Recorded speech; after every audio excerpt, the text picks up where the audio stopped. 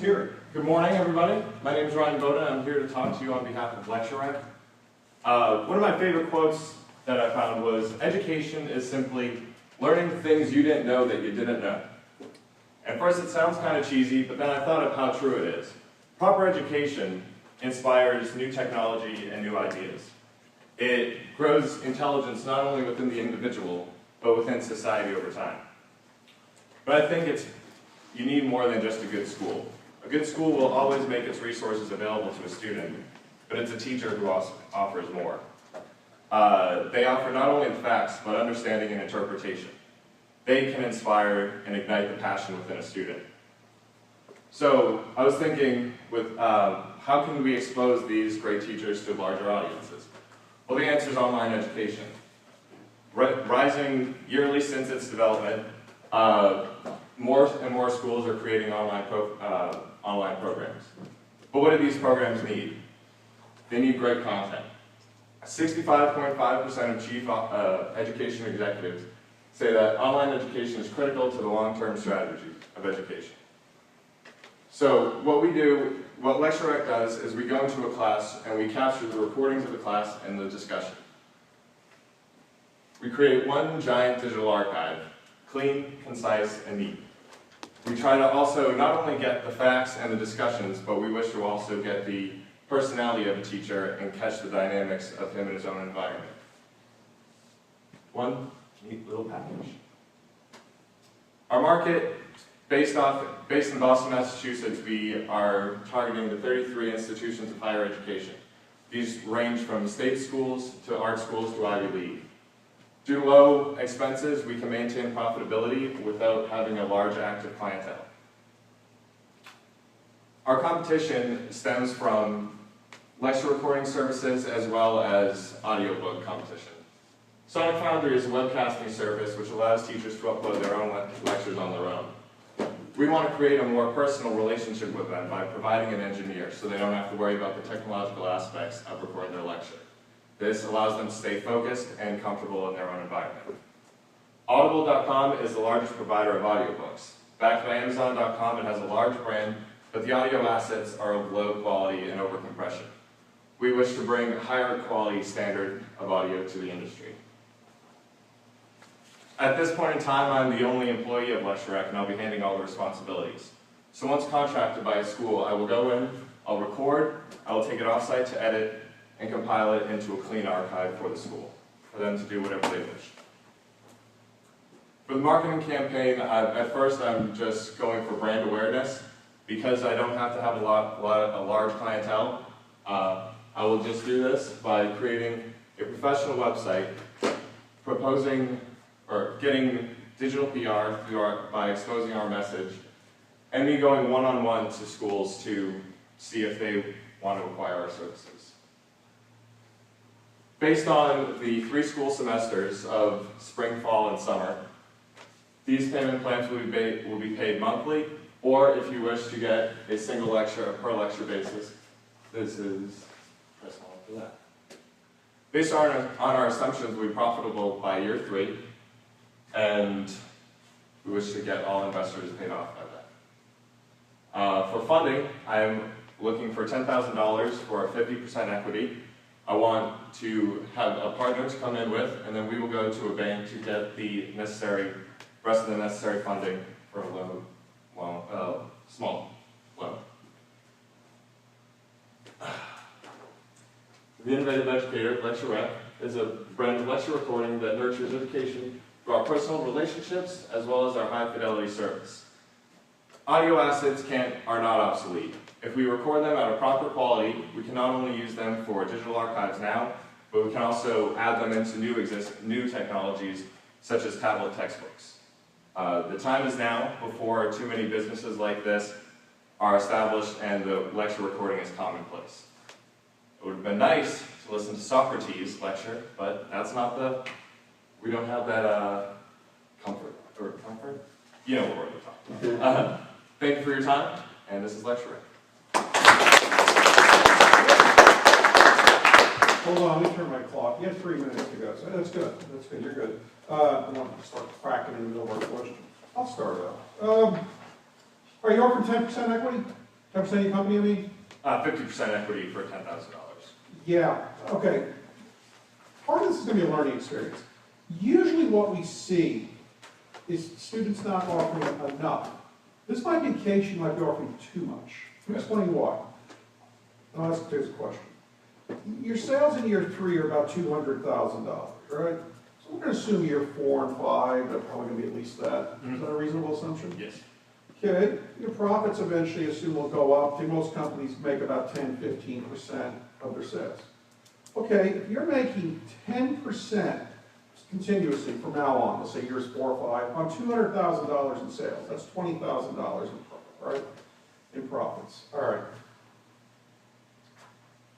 You think you might be offering, if you're offering half of that each year, you're returning them investment every single year from now on. Think that might be a little too much? Yeah. So in other words, over 10 years, you've given them back $100,000 over, I mean, that's great for them. But this is a case you might be giving away a little too, giving away farm, basically. So, yeah, this is something to be aware of. I got one question though for you. What are you going to do if the competitor sees how well you're doing? The copy should do the same thing. Well, I'm going to have to be, luckily, I'll be first to market over them, and I'll just have to create stronger relationships. The key is you always expect they're going to copy your success and be ready to move on to the next step. Exactly. Good, thanks. That's all for me. What do you guys got? Anything? You have any questions, Mike? Jill? I really liked your brand positioning statement. I recognize that from product and artist management stuff. Very glad to use that. And I liked your quote that you used in the beginning. I think it's a really good way to start out. Thanks. Yeah, definitely stick with that. I was just curious, like, you said you're going to provide engineers. So are there going to be like engineers placed in the 33 schools that are recording or setting up equipment? You know what I mean? Well, the models were based on the average of a three-day a week class, and an engineer will bring recording equipment in each class and set up, because it doesn't take a lot to set up. So they'll go into each class. So they won't be full-time position at the school. They'll be outside and they'll just come onto campus for class. So you would kind of like outsource and manage that schedule? Yeah. Initially it would just be me, but by year 3 we also project to add one more engineer, and as profits increase, we would add more engineers. Ryan, I have a question. Just so that I understand this. When I was a student, and actually I went to one of those schools, we had in some of our lecture halls where we used to capture all of that, including video, right? A lot of schools, as you mentioned, a lot of schools are going to be, introducing more online lecturing and so forth. Because we used to do the same thing, right? For the students who couldn't come to campus, they used to go to a certain place and they used to watch the whole thing live and take notes, just like I was in the classroom. Have you thought about, the real opportunity, or maybe the lack thereof, with many of these schools doing this on their own, because they get to control it, they get to put the appropriate quality associated with it, as opposed to outsourcing it to a company like yours? Tell me how do you mitigate that concern? Well, I viewed like UCF also has lectures UCF. Many of these products, it's of a low quality. You can tell someone who wasn't familiar with recording technology captures it. So there's hiss back. It's kind of set far back in the room. I just believe that a company who focuses on the recording can bring a higher standard of quality. At this time, we do only have audio. I haven't expanded that to video yet, only because that's not my expertise. And how are you going to, you talked about 33 schools in the area, how are you going to get the message out? So tell me what your sales strategy, how are you going to get them to know about what you do with the top quality? Tell me a little bit how you're going to go about doing that. Well, that was actually a barrier to entry as I was playing out the stage. Initially, I'm just going to have to create small brand awareness on there, but because of the low marketing budget, most of it is going to be from me going to schools and just speaking to teachers and see if they're interested in a service like this. Anything, Mike? Piggybacking on Mike, why Boston? Well, I'm from Boston, but Bruins tonight. There's just plenty of schools around there, and a large range of schools. Like I was saying, there are states, art schools, and that will allow, as my company develops, to see what schools are actually more interested in a service like this. Besides, the best schools are in Boston. so You ever see Spinal Tap? They got canceled in Boston, the manager says, don't worry, it's not a big college town. Yeah, they don't get any more big college towns in Boston. Yeah, some sort of marketing incentive, you know, small marketing budget, some way to get into the schools would be Yeah. something to look into, whether it's, you know, the professor gets something for doing it, for participating, or the students get something for logging into your site. Yeah. Because once you build up the traffic on the site, then you can start using it as a marketing tool Okay. and making money off of it. But thank you. Anything else? You guys have anything? I'm sure you have. Yeah, just a quick suggestion, if this is something you're putting, I think getting to professors one at a time might be cumbersome for you. Okay.